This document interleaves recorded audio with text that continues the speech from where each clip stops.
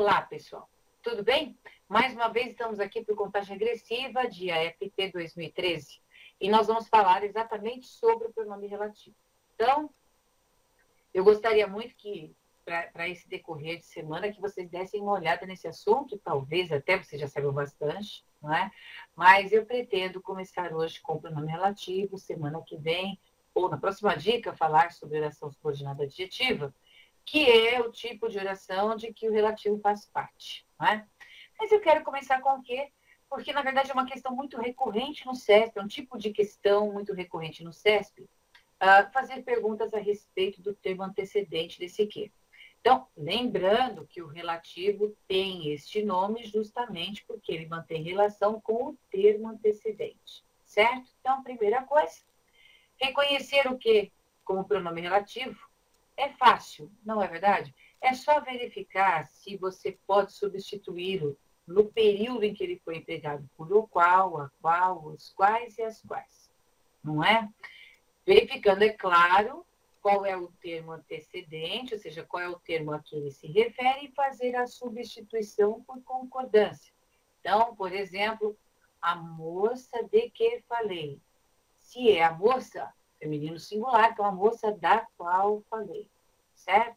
Então, fazendo a troca, né, pelo pronome relativo qual, que vem acompanhado de artigo, a concordância deixa clara a função desse que como relativo se a substituição funcionar.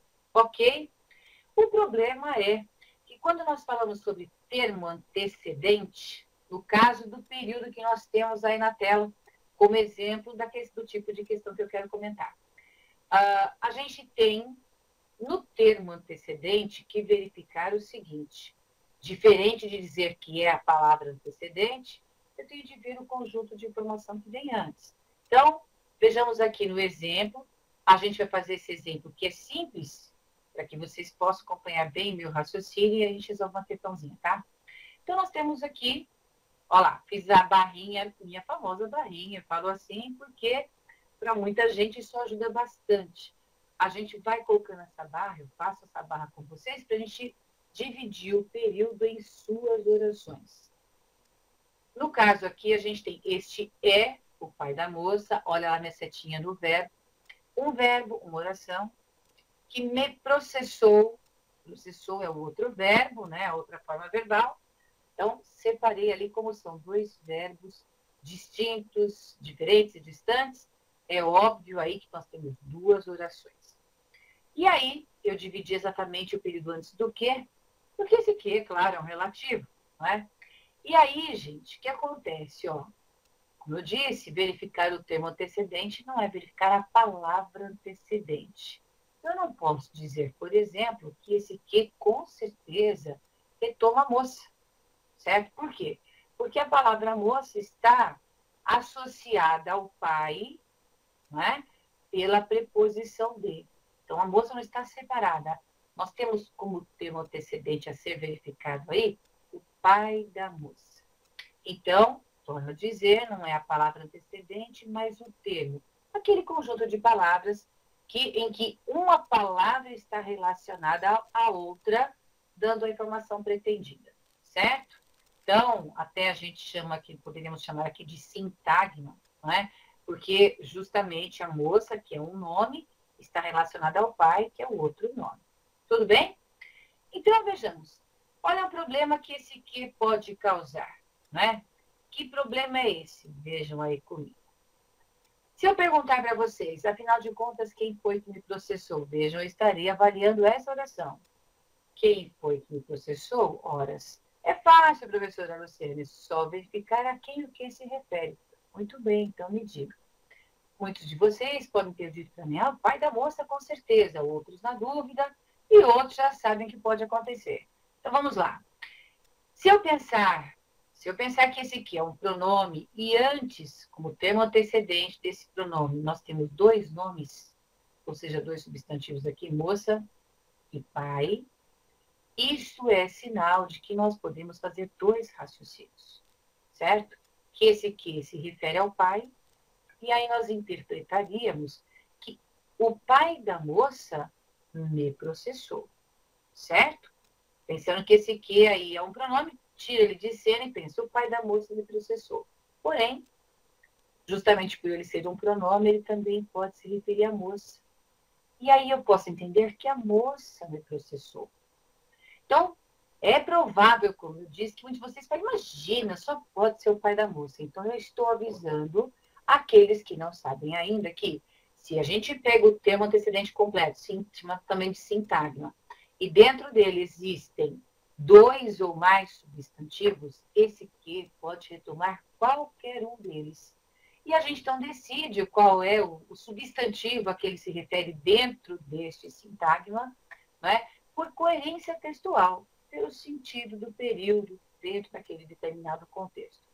No caso aqui, nessa frase solta, mesmo que nós estivéssemos trabalhando com essa frase dentro de um texto, ainda assim, gramaticalmente, o que nós diríamos aqui é que existe uma ambiguidade, porque não dá para ter certeza quem foi que processou, se o pai ou se a moça.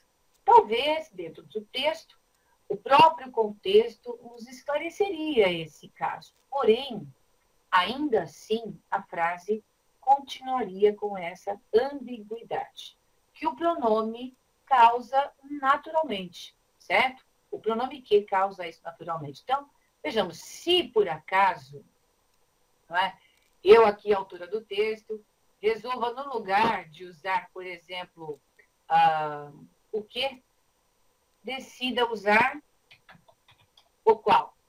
Então, aí é certeza, né? Se não fosse o que, vamos lá, vamos tirar o que daqui. Se não fosse o que, o relativo que eu tivesse usado, mas tivesse usado o relativo qual, acompanhado desse artigo no masculino singular, então todos nós teríamos a certeza de que foi o pai da moça que me processou.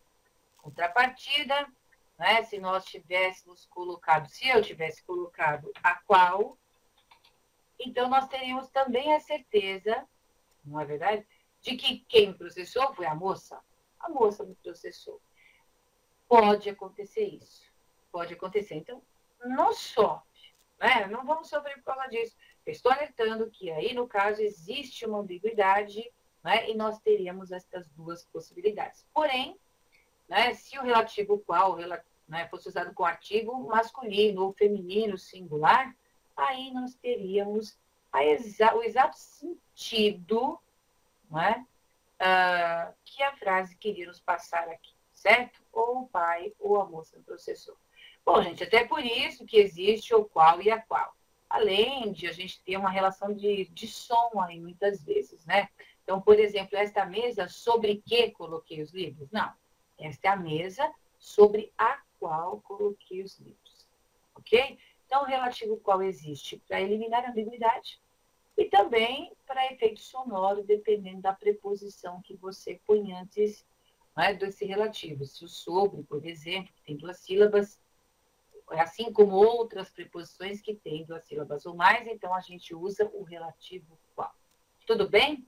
Então, som ou ambiguidade. E aí vem o CESP e faz uma pergunta desse tipo. Coloquei até a referência da prova aí, foi a penúltima prova do MPU. E a questão foi a seguinte, né? A gente tem um trechinho do texto e vem lá. Na linha 8, segmento, as quais. Vejam que já estava aí o as quais, o relativo acompanhado de artigo. Remete às situações. E por isso admite a substituição pelo relativo que? O que seria uma certeza, certo? Porque sendo as quais o relativo mais do artigo, então a substituição contrária aqui ao raciocínio que eu acabei de mostrar seria muito fácil e exato. As quais troca pelo quê? Até aqui é tudo verdade. No entanto, nesse contexto, tal substituição provocaria ambiguidade. Ou seja, trocar as quais pelo quê promoveria uma ambiguidade? Aí a pergunta que eu vou deixar para vocês. Vejam a frase. A frase diz o seguinte, ó, vou até fazer a barrinha aqui antes da preposição, afinal de contas, esse relativo veio preposicionado com esse com, certo? Então, a divisão vai ser com certeza. Então, nós temos o seguinte, independentemente de quantas orações haja aqui, aí é uma divisão com certeza. Inovador é o indivíduo que procura respostas originais e pertinentes em situações com as quais ele se defronta. Então, a pergunta é, a quem ou às quais se refere? O que o examinador pretendia com isso? Né? Ele pretendia que a pessoa pensasse o seguinte, a quem e às quais se refere? As situações? Seria possível, porque situações é um substantivo feminino e está no plural, certo? Mas, vejamos aqui, antes de situações, nós temos ainda, dentro, por um limite aqui de período, a palavra respostas, que também é um substantivo e está no plural. Então, era esta a dúvida que ele queria causar. E aí, a minha pergunta para vocês agora. Por acaso situações faz parte do mesmo conjunto de palavras de que resposta faz parte? Nesse caso, não. Veja bem, inovador é indivíduo o qual, esse que também é um relativo, que significa, que se refere a indivíduo, não é? Indivíduo que procura respostas originais e pertinentes. Então, quem procura, a gente procura alguma coisa. No caso, esse indivíduo procura o quê? Respostas originais e pertinentes. Esse daí é o complemento direto de procura, ou seja, o objeto desse verbo. Agora, em situações, não faz parte deste objeto. Em situações, aí, eu fiz uma emenda aqui, né? Em situações, aqui, observem bem, é um adjunto adverbial.